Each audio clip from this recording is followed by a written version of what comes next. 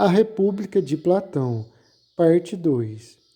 Depois de discursar dessa maneira, Trasímaco pretendia retirar-se, após ter, como um banhista, inundado os nossos ouvidos com o seu impetuoso e abundante discurso errôneo.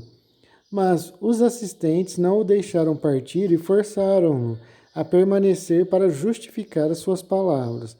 Eu próprio insisti com ele, dizendo-lhe: ó divino Trasímaco, depois de nos teres feito um tal discurso, pensas em ir embora antes de demonstrares suficientemente ou ensinares se isso é assim ou diferente? Crês que é tarefa fácil definir a regra de vida que cada um de nós deve seguir para viver da maneira mais proveitosa? Trasímaco. Por acaso eu penso que é de outra maneira? Sócrates. E o que parece? É o que parece. Ou então não te preocupas conosco, e não te importa que levemos uma vida pior ou melhor, na ignorância ou que tu pretendes saber. Mas, meu caro, dá-te ao incômodo de nos instruir também. Não farás um mau investimento se nos fizeres teus devedores, numerosos como nós. Com efeito, se queres saber o que penso, não estou convencido e não creio que a injustiça seja de forma alguma melhor que a justiça, mesmo quando há liberdade de praticá-la e não é impedido de fazer o que quer. Mesmo que um homem, meu caro, seja injusto e tenha o poder de praticar a injustiça por fraude ou à força, nem por isso estou convencido de que tire daí mais proveito que da prática da justiça. Talvez este seja também o sentimento de outros entre nós, e não somente o meu. Convence-nos, portanto, homem divino, de maneira satisfatória, de que a injustiça não leva o homem à ruína e à queda. Trasímaco. E como eu haveria de convencer, se não o conseguir, como já disse? Que mais posso fazer? Será necessário que enfie os meus argumentos em tua cabeça? Sócrates, por Zeus, basta. Em primeiro lugar, mantém-te nas posições assumidas, ou se as mudares, terás de fazê-lo com clareza e não nos engane. Vês agora, Trasímaco, para voltar ao que dissemos, que depois de teres apresentado a definição do verdadeiro médico, não achaste que devias revelar rigorosamente a do verdadeiro pastor. Pensas que, como pastor, ele engorda os seus carneiros, não objetivando seu maior bem, mas como um glutão que pretende dar um festim, objetivando a boa carne, ou como um comerciante, objetivando a venda, e não como um pastor, mas a arte do pastor objetiva unicamente o maior bem do indivíduo a que se aplica, já que ele próprio está suficientemente provido das qualidades que asseguram a sua excelência, enquanto se mantém de acordo com a sua natureza de arte pastoril. Pelo mesmo motivo, eu supunha há pouco que éramos obrigados a reconhecer que todo governo, enquanto governo, objetiva unicamente o maior bem dos indivíduos que governa e dos quais é responsável, quer se trate da população de uma cidade, quer de um particular. Mas tu crês que os governantes das cidades, os que governam realmente, o fazem com prazer? Trasímaco. Se creio, por Zeus, tenho certeza. Sócrates, mas como, Trasímaco? Não notaste que ninguém concorda em exercer os outros cargos por eles mesmos, que, ao contrário, se exige uma retribuição, porque não é ao próprio que o seu exercício aproveita, mas aos governados? E responde isto: não se diz sempre que uma arte se diferencia de outra por ter um poder diferente? E, homem bem-aventurado, não responde contra a tua opinião, para que possamos avançar. Trasímaco. Mas é nisso que ela se diferencia. Sócrates, e cada um de nós não procura conseguir um certo benefício particular e não comum a todos, como a medicina, a saúde, a pilotagem, a segurança na navegação e assim por diante? Trasímaco, sem dúvida, Sócrates. Sócrates, e a arte do mercenário? O salário dado que reside aí o seu próprio poder. Confundes a medicina com a pilotagem? Ou, para definir as palavras com rigor, como propuseste, se alguém recupera a saúde governando um navio, porque é vantajoso para ele navegar, denominarás, por isso, medicina a sua arte? Trasímaco, claro que não. Sócrates, mas como? Denominarás medicina a arte do mercenário porque o médico, ao curar, ganha salário? Trasímaco, não. Sócrates, não afirmamos que cada arte objetiva um benefício particular? Trasímaco, afirmamos. Sócrates, portanto, se todos os artesãos se beneficiam em comum de um certo lucro, é evidente que acrescentam à sua arte um elemento comum de que auferem lucro. Trasímaco, e o que parece? Trasímaco, é o que parece. Sócrates, e nós declaramos que os artesãos ganham salário porque adicionam a sua arte à do mercenário. Reconheceu a custo, disse Trasímaco. Sócrates, portanto, não é da arte que exerce que cada um retira esse proveito, que consiste em receber um salário, mas, examinando com rigor, a medicina cria a saúde e a arte do mercenário proporciona o salário. A arquitetura edifica a moradia e a arte do mercenário que a acompanha proporciona o salário. E assim todas as outras artes. Cada uma trabalha na obra que lhe é própria e aproveita ao indivíduo a que se aplica. Porém, se não recebesse salário, tiraria o artesão proveito da sua arte? Trasímaco, acredito que não. Sócrates, e sua arte deixa de ser útil quando ele trabalha gratuitamente? Trasímaco, ao meu ver, não. Sócrates, então, Trasímaco, é evidente que nenhuma arte e nenhum comando provê ao seu próprio benefício, mas, como dizíamos há instantes, assegura e objetiva o do governado, objetivando o interesse do mais fraco e não o do mais forte. Eis porque, meu caro Trasímaco, que eu dizia há pouco que ninguém concorda de bom grado em governar e curar os males dos outros, mas exige salário, porque aquele que quer exercer convenientemente a sua arte não faz e não objetiva, na medida em que objetiva segundo essa arte, senão o bem do governado. Por estas razões é necessário pagar um salário ao que concordam em governar, seja em dinheiro, honra ou castigo, e porventura se recusarem. Glauco, que queres dizer com isso, Sócrates? Eu conheço os dois outros tipos de salários, mas ignoro o que entendes por castigo, dado na forma de salário. Sócrates, então, não conheces o salário dos melhores, aquilo pelo qual os mais virtuosos governam, quando se resignam a fazê-lo. Não sabes que o amor à honra e ao dinheiro é considerado coisa vergonhosa e efetivamente o é? Glauco, sei. Sócrates, devido a isso, os homens de bem não querem governar nem pelas riquezas nem pela honra, porque não querem ser considerados mercenários, exigindo abertamente o salário correspondente à sua função. Nem ladrões, tirando dessa função lucros secretos, também não trabalham pela honra, porque não são ambiciosos. Portanto, é preciso que haja obrigação e castigo para que aceitem governar. É por isso que tomar o poder de livre vontade, sem que a necessidade a isso obrigue, pode ser considerado vergonha. E o maior castigo consiste em ser governado por alguém ainda pior do que nós, quando não queremos ser nós a governar.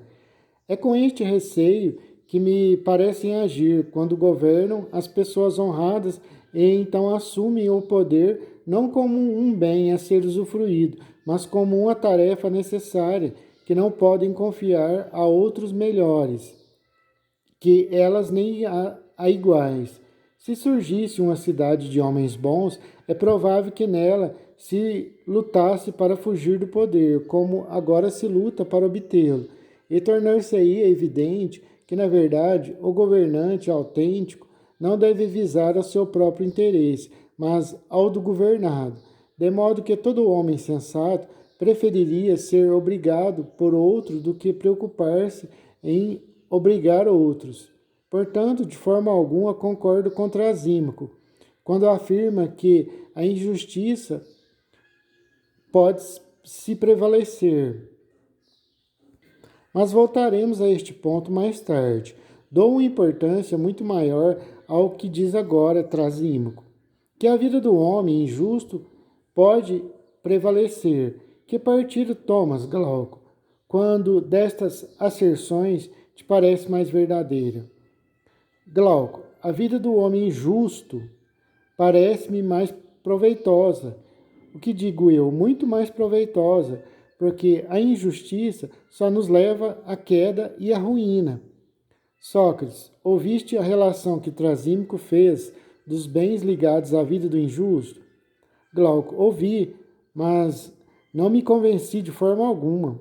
Sócrates, queres então que o convençamos, se conseguirmos encontrar o meio de que ele não está na verdade? E todos concordamos que ele não está na verdade. Glauco, como não haveria de querer? Sócrates, se juntando as nossas forças contra ele e opondo argumento a argumento, relacionamos os bens que a justiça proporcione, e se por seu turno ele replicar, e nós também será preciso contar e avaliar as vantagens citadas por uma outra e outra parte em cada argumento, e iremos precisar de juízes para decidir se, ao contrário, como há pouco, debatermos a questão até conseguirmos um mútuo acordo. Nós seremos conjuntamente juízes e advogados. Glauco, é verdade. Sócrates, qual destes dois métodos preferes? Glauco, o segundo. Sócrates, então, Trasímaco, voltemos ao começo e responde-me: acreditas que a injustiça pode levar algum homem ao caminho certo e ao bem? Trasímaco, talvez não possamos garantir nada. Sócrates, muito bem, mas da maneira que entendes essas duas coisas, denominas uma virtude e a outra vício? Trasímaco, sem dúvida. Sócrates, é a justiça que domina as virtudes e a injustiça é vício, correto? Trasímaco, é o que dou a entender, encantadora criatura, quando digo que a injustiça pode levar o homem, algumas vezes, a algum proveito, mas ela é um vício. Sócrates, como é então? Trasímaco, o contrário. Sócrates, a justiça é um vício. Trasímaco, sim, nobre simplicidade, sim, homem nobre e de simplicidade de caráter.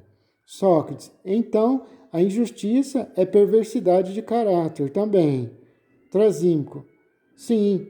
Sócrates, será, Trasímaco, que os injustos te parecem bons? Trasímaco, não tenho certeza. Isso é muito relativo, ó Sócrates. Pensas talvez que me refiro aos gatunos? Sem dúvida, tais práticas algumas vezes podem ser rendosas, mas não merecem menção ao lado das que acabo de indicar. Sócrates, percebo perfeitamente o teu raciocínio, mas o que me surpreende é que classifiques injustiça como algo que pode render algum proveito a quem quer que seja. Trasímaco, mas não é bem assim. Tudo é relativo. Sócrates, isto é grave, camarada, porque, na minha opinião, dos meus amigos que aqui estão conosco. Sócrates, isto é grave, meu amigo, porque, na minha opinião e na dos meus amigos que estão aqui conosco nessa discussão, a injustiça só pode nos levar à queda, à ruína e à degradação.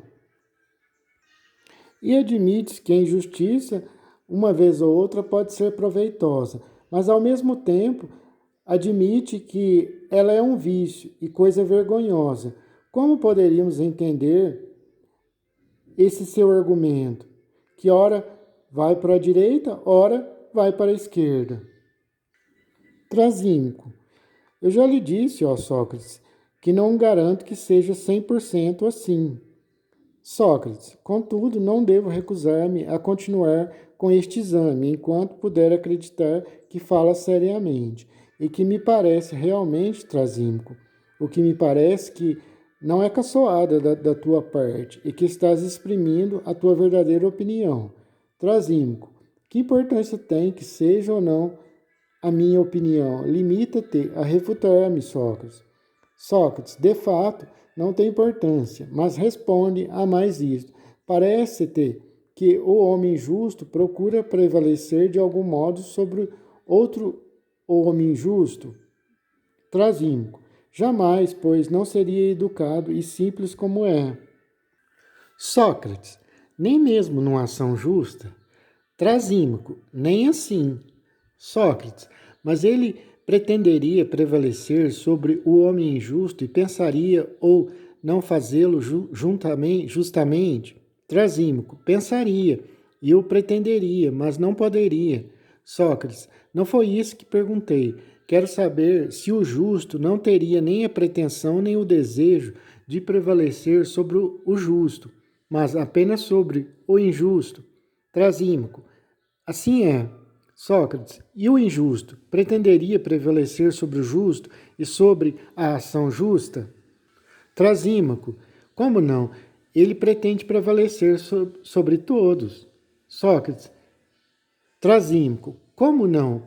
Se ele pretende prevalecer sobre todos? Sócrates, então prevalecerá sobre o homem injusto e sobre a ação injusta, e se empenhará em prevalecer sobre todos? Trasímaco, isso mesmo.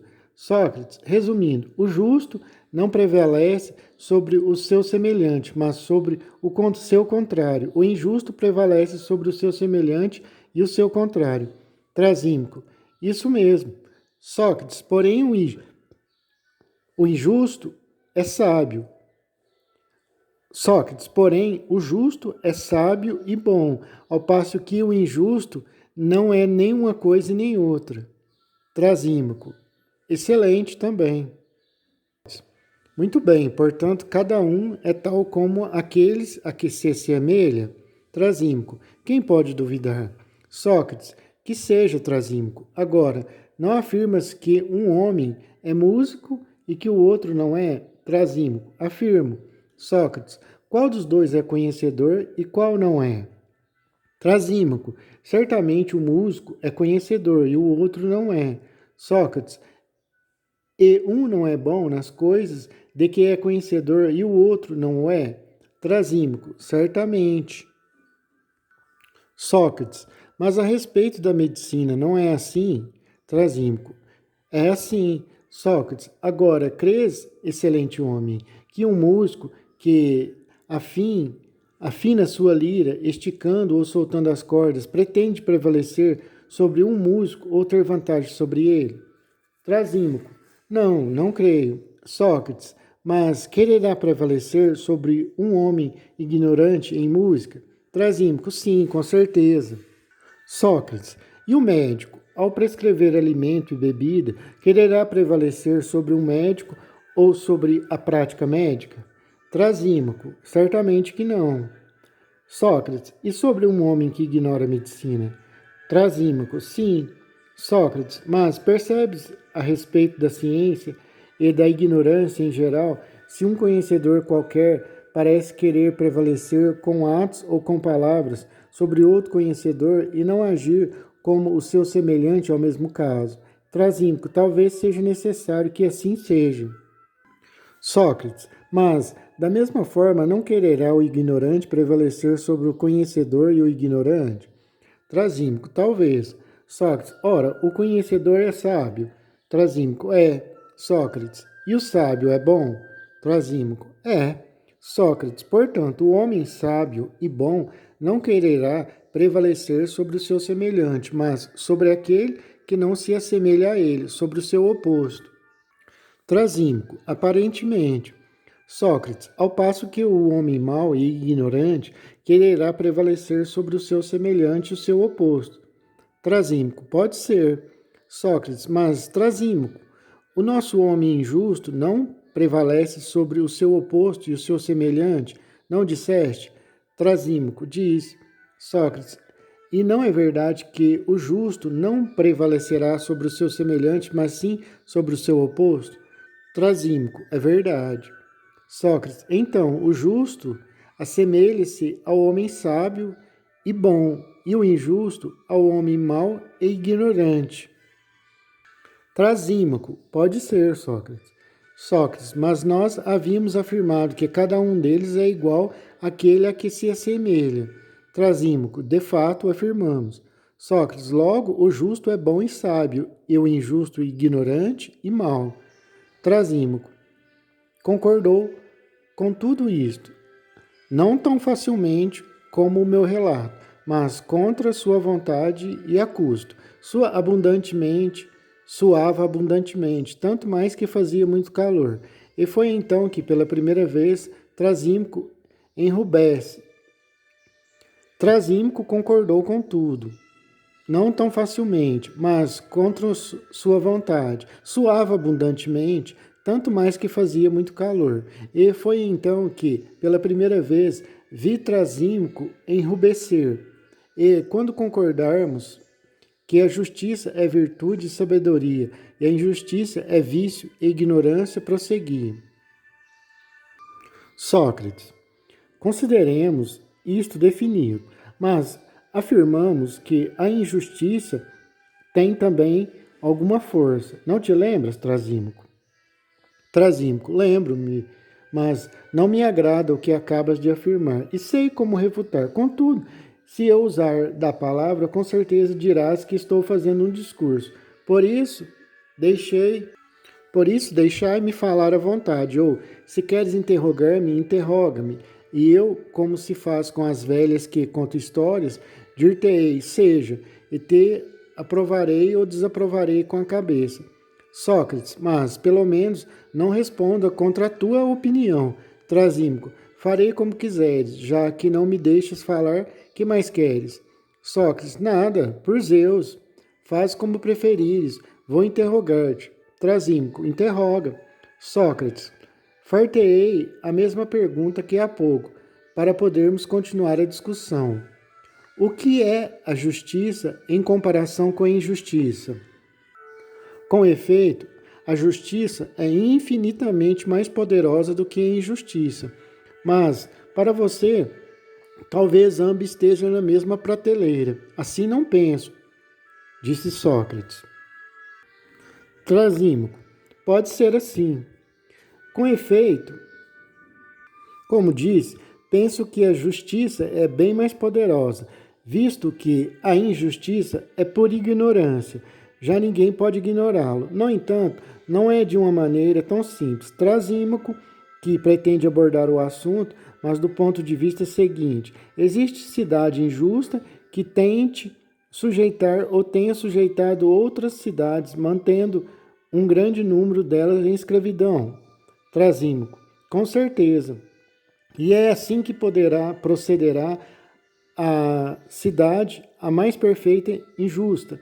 Sócrates, eu sei que era esta a tua tese, Trasímaco, mas a tal propósito considero o seguinte ponto: uma cidade que se torna senhora de outra cidade poderá fazê-lo sem intermédio da justiça ou será obrigada a recorrer a ela. Trasímaco, se como dizias há pouco, a justiça for a sabedoria, recorrerá a ela, mas se for como eu dizia, utilizará a justiça, ou talvez de uma forma que não conheçamos. Sócrates, estou feliz, Trasímaco, por não aprovares ou desaprovares com um gesto de cabeça e responderes tão bem. Trasímaco, faço-o para te agradar.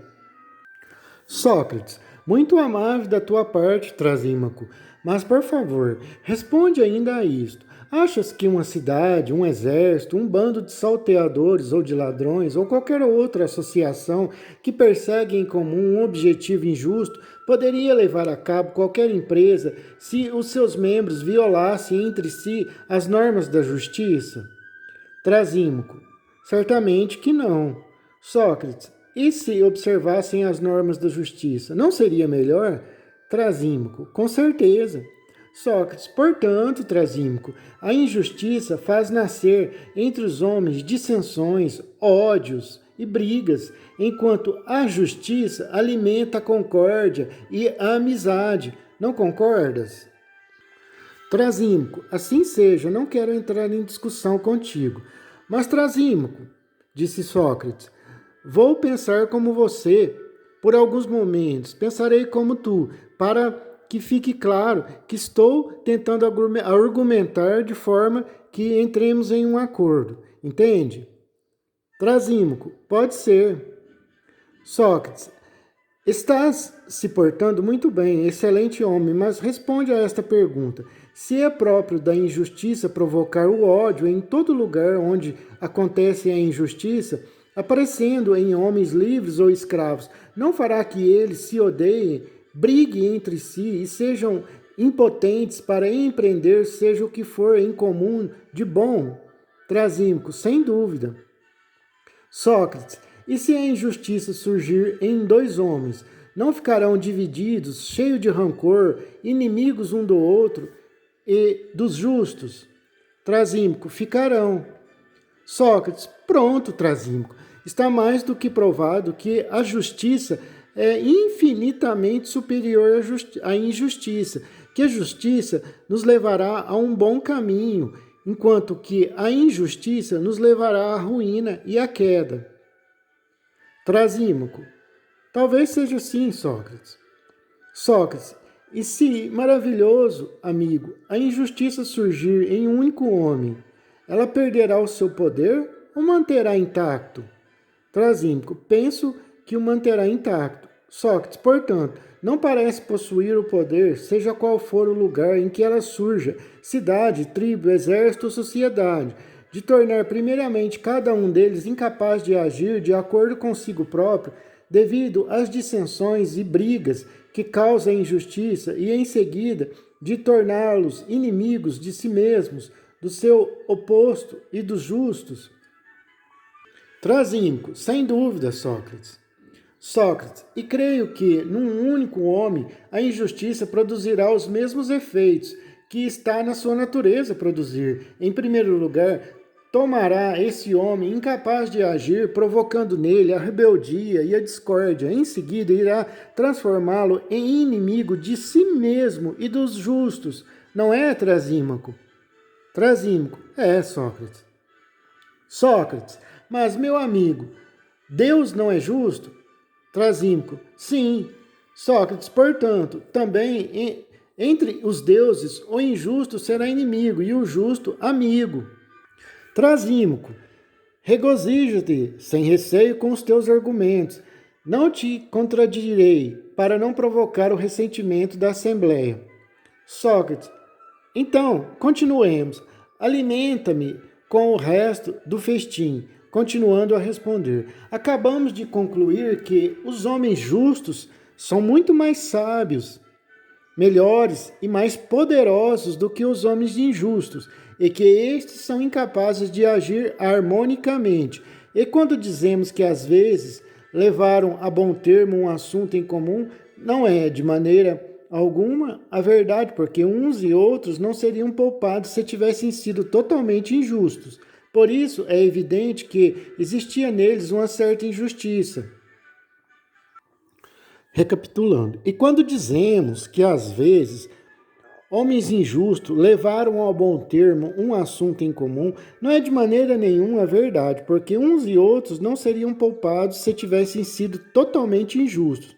Por isso, é evidente que existia neles, em seus corações, uma grande justiça que os impediu de prejudicarem mutuamente na época em que causaram dano às suas vítimas e que lhes permitiu realizar o que realizaram, lançando-se em seus injustos empreendimentos só em parte estavam pervertidos pela injustiça, visto que em seus corações existia justiça, visto que os inteiramente maus e os totalmente injustos são também inteiramente incapazes de fazer seja o que for.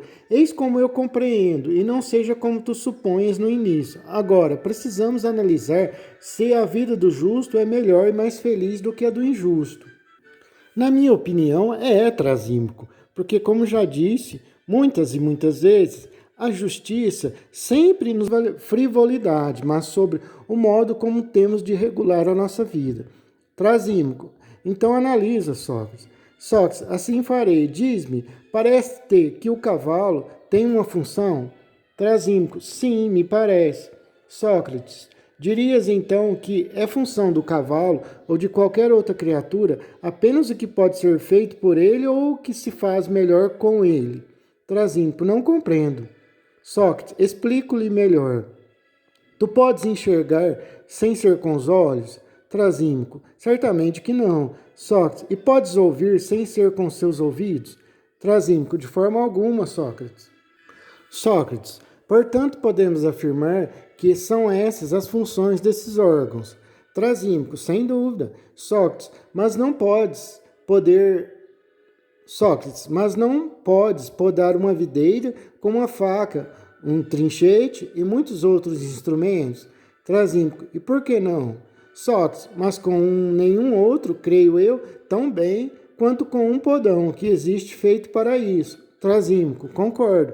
Sócrates, portanto, não afirmaremos que é essa a sua função? Trasímaco, por certo que afirmaremos. Sócrates, julgo que agora compreendes melhor o que eu dizia há pouco, quando te perguntava se a função de uma coisa não é o que ela pode fazer ou o que ela faz melhor do que as outras. Trasímaco, compreendo e creio que é realmente essa a função de cada coisa. Sócrates, ótimo, mas não existe também uma virtude em cada coisa a que é atribuída uma função? Voltemos aos exemplos anteriores. Os olhos possuem uma função? Trasímaco, possuem. Sócrates, então, possuem também uma virtude? Trasímaco, sim, possuem uma virtude. Sócrates, mas não acontece o mesmo com todas as coisas? Trasímaco, acontece.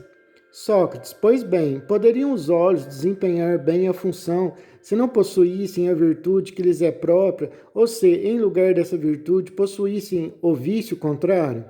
Trasímaco, como poderiam? Queres por acaso dizer a cegueira em vez da vista? Sócrates, qual é a sua virtude? Pouco importa, ainda não te perguntei, mas apenas se cada coisa desempenha bem a sua função por virtude própria e mal pelo vício contrário. Trasímaco, é como dizes. Sócrates, posto isto, os ouvidos, sendo privados da sua virtude própria, desempenharão mal a função? Trasímaco, sem dúvida. Sócrates, este princípio pode ser aplicado a todas as outras coisas? Trasímaco, julgo que sim. Sócrates, então, analisa agora isto. A alma não possui uma função que nada, a não ser ela, poderia desempenhar, como vigiar, comandar, deliberar e o resto. Podemos atribuir estas funções a outra coisa que não a alma e não temos o direito de dizer que elas lhe são peculiares? Trasímaco, não podemos atribuí-las a nenhuma outra coisa. Sócrates, e a vida? Não afirmaremos que a vida é uma função da alma? Trasímaco, com certeza. Sócrates, portanto, afirmaremos que a alma também possui a sua virtude própria? Trasímaco, afirmaremos. Sócrates, então, Trasímaco, a alma executará bem essas funções se for privada da sua virtude própria, ou será impossível? Trasímaco, será impossível. Sócrates, em decorrência disso, é obrigatório que uma alma má comande e vigie mal, e que uma alma boa faça bem tudo isso. Trasímaco, é obrigatório. Sócrates, ora, não concluímos que a justiça é uma virtude e que a injustiça é um vício da alma? Trasímaco, concluímos. Sócrates, por conseguinte, a alma justa e o homem justo viverão bem e o injusto mal. Trasímaco. Assim parece, de acordo com o teu raciocínio. Pode ser. Sócrates, então, aquele que vive bem é feliz e afortunado, e justo, e o que vive mal é injusto, é o contrário. Trasímaco, não há dúvida. Sócrates, portanto, o justo é feliz e o injusto será infeliz. Trasímaco, que seja. Sócrates, e não é vantajoso ser infeliz, mas ser feliz. Por isso, é vantajoso ser justo, Trasímaco. Trasímaco, sem dúvida. Sócrates, por conseguinte, divino Trasímaco, jamais a injustiça é mais vantajosa do que a justiça. Trasímaco, que seja, Sócrates, o teu festim das festas de Bédes. Sócrates, tive eu graças a ti, Trasímaco, visto que recuperaste a calma e deixaste de ser rude comigo. No entanto, não me relegai o suficientemente. Por culpa minha e não tua, parece-me que fiz como os glutões, que se lançam avidamente sobre o prato que lhes entregam, antes de terem apreciado suficientemente o anterior. Da mesma forma, antes de termos encontrado o que procurávamos, inicialmente, a natureza da justiça, lancei-me numa discussão para analisar se ela é tão boa quanto penso que é. E chegamos a uma conclusão. Sim, a justiça é maravilhosa. Glauco, mas não vês uma terceira espécie de bens, como a ginástica, a cura de uma doença, o exercício da arte médica ou de outra profissão lucrativa, Sócrates? Poderíamos dizer-te bens que exigem boa vontade. Nós o buscamos não por eles mesmos, mas pelas recompensas e as outras vantagens que proporcionam? Sócrates, na mais bela. Sócrates, concordo que essa terceira espécie existe, mas aonde queres chegar, Glauco? Glauco, em qual dessas espécies tu colocas justiça, Sócrates? Sócrates, na mais bela, creio, na dos bens que, por si mesmos e por suas consequências, deve amar aquele que quer ser plenamente feliz. Lembremos o que diz Hesíodo e Homero. Com efeito, Hesíodo disse que, para os justos, os deuses fazem com que os carvalhos carreguem bolotas nos altos ramos e abelhas no tronco. Acrescenta que, para eles, as ovelhas se dobram ao peso do velo e que tenham muitos outros bens semelhantes. O segundo utiliza mais ou menos a mesma linguagem. Fala de alguém como de um rei irrepreensível que, temendo os deuses, observa a justiça, e para ele a terra negra produz trigo e cevada, árvores vergadas sobre o peso dos frutos. Ele tem em suas terras, o rebanho cresce e o mar oferece-lhe os seus peixes. Museu e seu filho, da parte dos deuses, concedem aos justos recompensas ainda maiores, conduzindo-os aos campos elíseos, introduzindo-os no banquete dos virtuosos, onde, coroados de flores, os fazem passar o tempo como a mais bela recompensa da virtude fosse esta honra, felicidade e alegria. Outros prolongam as recompensas concedidas pelos deuses. Dizem, com efeito, que o homem piedoso e fiel aos seus juramentos revive nos filhos dos seus filhos e na sua posteridade a alegria e a felicidade. Quanto aos ímpios e injustos, estes mergulham eles próprios na lama e os seus descendentes, e os condenam a transportar a água num crivo durante a vida. Os condenam à infâmia e todos esses castigos que Glauco enumerou a propósito dos justos, que parecem injustos, não aplicados aos maus, não conhecem os outros. Certamente que não acredito que um descendente pagará pelo que fez um parente seu no passado. Acredito cada um segundo as suas obras, mas Isso é para mostrar que a injustiça nos leva a um caminho do mal e a justiça ao caminho do bem. Sócrates, a busca que executamos não é de pouca importância, mas exige, em minha opinião, grande acuidade de espírito. Ora, dado que esta qualidade nos falta, dir-vos-ei como julgo que se deve proceder. Se ordenasse a pessoas com visão pouco apurada que lessem de longe letras escritas em caracteres miúdos e uma delas descobrisse que essas mesmas letras se encontram escritas em outro lugar, em grandes caracteres e num espaço maior, ninguém duvidaria de que seria mais fácil ler primeiro as letras grandes e examinar em seguida as miúdas para ver se, de fato, são iguais. Adimanto. Certamente, mas, Sócrates, que tem isso a ver com a investigação a respeito da natureza da justiça? Sócrates, a justiça é, como declaramos, um atributo não apenas do indivíduo, mas também de toda a cidade? Adimanto, sim. Sócrates, e a cidade não é maior que o indivíduo? Adimanto, claro. Sócrates, logo, numa cidade, a justiça é mais visível e mais fácil de ser examinada. Assim, se quiserdes, começaremos por procurar a natureza da justiça nas cidades. Em seguida, procuraremos no indivíduo para descobrirmos a semelhança da grande justiça com a pequena. Adimanto, estou de acordo. Sócrates, porém, se estudarmos o nascimento de uma cidade, não observaremos a justiça aparecer nela tanto quanto a injustiça? Adimanto, é possível. Sócrates, então encontraremos mais facilmente o que buscamos? Adimanto, sem dúvida. Sócrates, portanto, devemos ir até o fim dessa busca? Em minha opinião, não é tarefa fácil. Ponderai-a. Adimanto, está ponderado, podes prosseguir, Sócrates. Sócrates, o que causa o nascimento de uma cidade, penso eu, é a impossibilidade que cada indivíduo tem de se bastar a si mesmo e a necessidade que sente de uma porção de coisas. Ou julgas que existe outro motivo para o nascimento de uma cidade? Adimanto, não, você está certo. Sócrates, portanto, um homem une-se a outro homem para determinado emprego, outro ainda para outro emprego, e as múltiplas necessidades reúnem-se na mesma residência, um grande número de associados e auxiliares.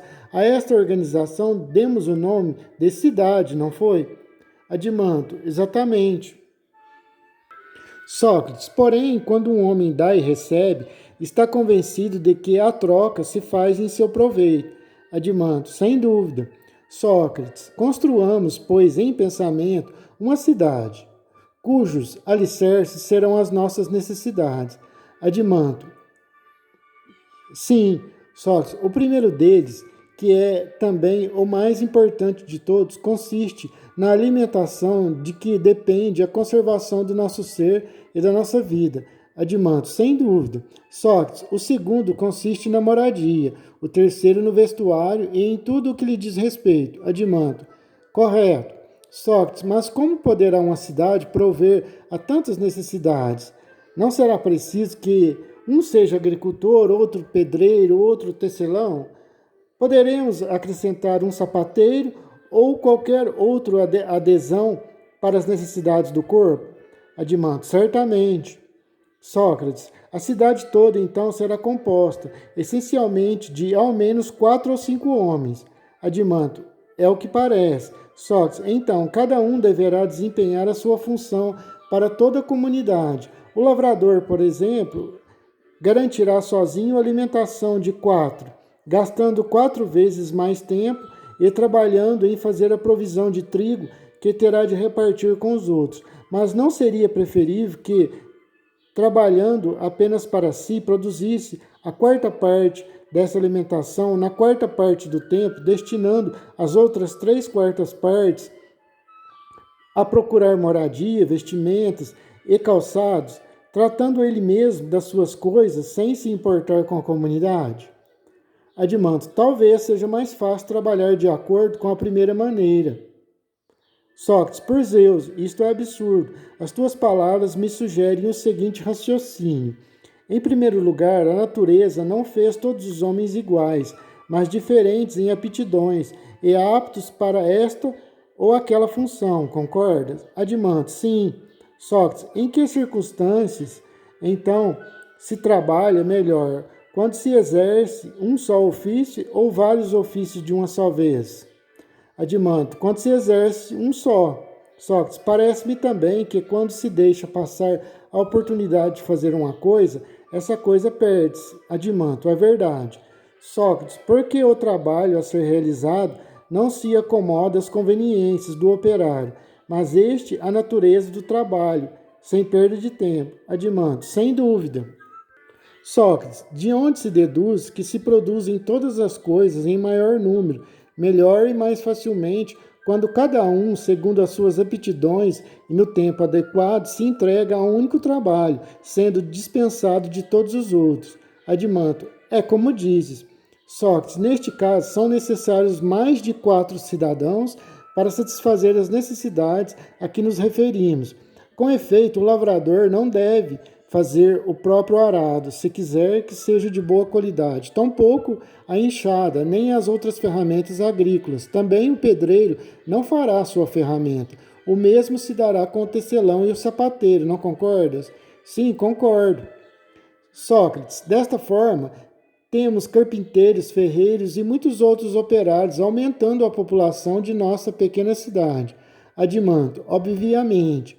Sócrates, mas seria ainda maior se lhe juntássemos boiadeiros, pastores e outras espécies de criadores de gado, para que o lavrador tenha bois para a lavra da terra, o pedreiro, animais de carga para transportar materiais, o tecelão e o sapateiro, peles e lãs. Adimanto, mas uma cidade que reunisse todas essas pessoas já não seria tão pequena. Sócrates, e tem mais, seria impossível fundar uma cidade num local onde não houvesse necessidade de importar nada. Adimanto, sim, seria impossível. Sócrates, haveria, pois, necessidade de outras pessoas que, de outras cidades, trouxesse o que lhe falta. Adimanto, sim, haveria necessidade. Sócrates, porém, se essas pessoas fossem de mãos vazias, não levando nada daquilo de que os fornecedores demandam, também partiriam de mãos vazias, não é? Adimanto, penso que sim. Sócrates, será necessário, portanto, que a nossa cidade produza não apenas aquilo de que precisa, mas também aquilo de que lhe é exigido pelos fornecedores. Adimanto, de certo, será necessário. Sócrates, por conseguinte, será necessário um maior número de agricultores e de outros artesãos. Adimanto, logicamente. Sócrates, inclusive de pessoas que se encarreguem da importação e da exportação das diversas mercadorias. Ora, estas pessoas são os comerciantes, certo? Adimanto, são. Sócrates, logo também precisaremos de comerciantes. Adimanto, com certeza. Sócrates, e se o comércio se fizer por mar, ainda precisaremos de gente versada na arte da navegação. Adimanto, sem dúvida. Sócrates, mas no interior da própria cidade, como os homens irão permutar os produtos do seu trabalho, já que foi com esse propósito que os associamos ao fundarmos uma cidade. Adimanto, evidentemente que será através da venda e da compra. Sócrates, neste caso, necessitaríamos de um mercado e de moedas, símbolo do valor das mercadorias permutadas. Adimanto, sem dúvida. Sócrates, mas se o lavrador ou qualquer outro operário que leva ao mercado um de seus produtos não conseguir se encontrar com aqueles que querem fazer permutas com ele, interromperá o seu trabalho para ficar sentado ao mercado esperando-os. Adimanto, de jeito nenhum. Existem pessoas que se encarregam desse serviço. Nas cidades bem organizadas, são geralmente as pessoas mais fracas de saúde, incapazes de qualquer outro trabalho. O seu papel é ficar no mercado, comprar a dinheiro aos que vendem e depois vender, também a dinheiro, aos que desejam comprar. Sócrates, logo esta necessidade dá origem à classe dos mercadores na nossa cidade. Damos este nome, não é mesmo? Aqueles que se dedicam à compra e à venda, com o estabelecimento aberto no mercado e o de negociantes aos que viajam de cidade em cidade. Adimanto, perfeitamente. Sócrates, existem também outras pessoas que prestam serviços, aquelas que, sem talento para outro tipo de serviço, são, pelo seu vigor corporal, aptos para os trabalhos pesados. Vendem o emprego da sua força física e, como denominam o salário, o preço do seu trabalho, damos-lhes o nome de assalariados, não é assim? Adimanto, exatamente. Sócrates, esses assalariados, no meu entender, representam o complemento da cidade. Adimanto, é também a minha opinião. Sócrates, então a nossa cidade já não cresceu suficientemente para ser considerada perfeita? Adimanto, talvez. Sócrates, e onde encontraremos a justiça e a injustiça? De qual dos elementos que mencionamos julgas que elas se originam? Adimanto, eu não sei, Sócrates, salvo se for das relações mútuas dos cidadãos. Sócrates, talvez tenha razão, mas convém que analisemos o caso sem desanimar. Comecemos considerando como viverão as pessoas assim organizadas. Não produzirão trigo, vinho, vestuário, calçados? Não edificarão moradias? Durante o verão trabalharão quase nuas e descalças, e no inverno vestidas e calçadas. Para se alimentar, prepararão farinha de cevada e de frumento, cozinhando esta e apenas amassando aquela. Colocarão seus estupendos bolos e os seus pães em ramos ou folhas frescas, e deitadas em camas de folhagens feitas de teixo e de murta, regalar-se-ão com seus filhos, bebendo água fresca, com a cabeça coroada de flores, e cantando louvores aos deuses. Passarão assim agradavelmente a vida juntos e regularão o número de filhos pelos seus recursos para evitar os incômodos da pobreza e os temores da guerra. Neste ponto, Glauco interveio. Parece-me que não dás nada a esses homens além de pão seco. Sócrates, tem razão. Esqueci-me de dizer que, evidentemente, eles terão sal, azeitonas, queijo, cebolas e esses legumes cozidos que se costumam preparar no campo. Como sobremesa terão figos, ervilhas e favas. Assarão na brasa bagas de murta e bolotas, que comerão bebendo moderadamente. Assim, passando a vida em paz e com saúde, morrerão velhos, como é natural, e legarão aos filhos uma vida semelhante à deles. Glauco, se fundasses uma cidade de suínos, Sócrates, engordá-los-ias da maneira diferente? Sócrates, como deve então viver, Glauco? Glauco, como geralmente se vive. Devem se deitar em camas, penso eu, se quiserem sentir-se confortáveis, comer sentados à mesa e servir-se de pratos e de sobremesas hoje conhecidos. Sócrates, que assim seja, compreendo. Não estamos considerando apenas uma cidade em formação, mas também uma cidade repleta de luxo. Talvez o processo não seja mau. De fato, é possível que um tal exame nos mostre como a justiça e a injustiça se originam nas cidades. Contudo, creio que a verdadeira cidade deva ser a que descrevi como sã. Agora, se quiserdes,